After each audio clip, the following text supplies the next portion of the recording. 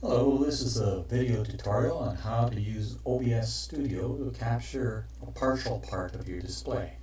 What we're going to do is just try to capture an area here to capture this little window.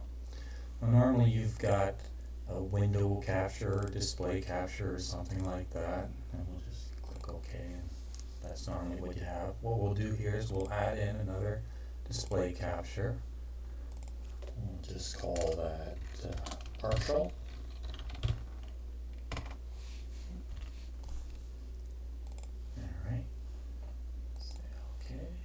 And we're going to apply a filter to that window. And the filter we're going to apply is called crop pad. Okay.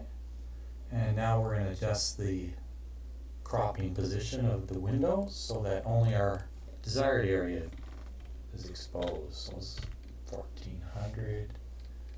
Top is say 100. Bottom is say 500, so that would be the area we capture. Now if we want to capture an actual size, let's say we'll capture 500 by 300. So 500 we'd have 1400, 500 is 1900, our display is 1920, so we'll stick in a 20 there.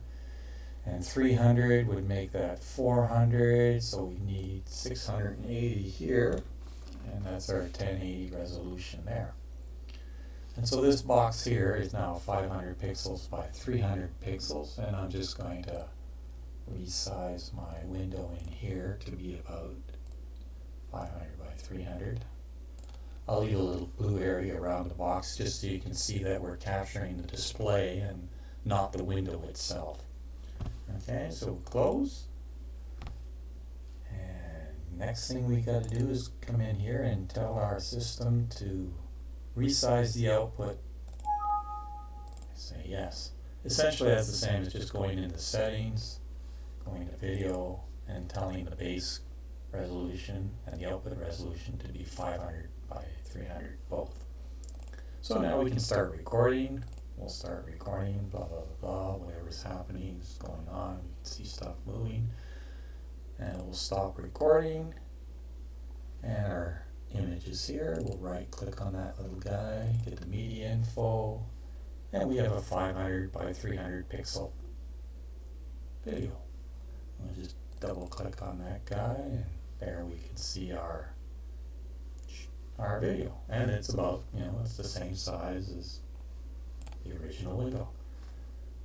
Now once we've completed, if we want to go back to our other window, we'll notice that we're not quite where we before, so we'll have to come back in, right click on there, and resize the output back, reset it back to the base, which is 1920 by 1080 in this case.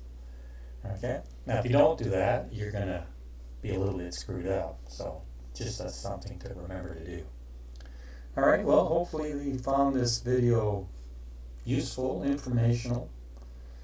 You should subscribe to my channel just so you have this reference, and it will be easy accessible should you need a reminder in the future. Okay, and we'll just get rid of our partial.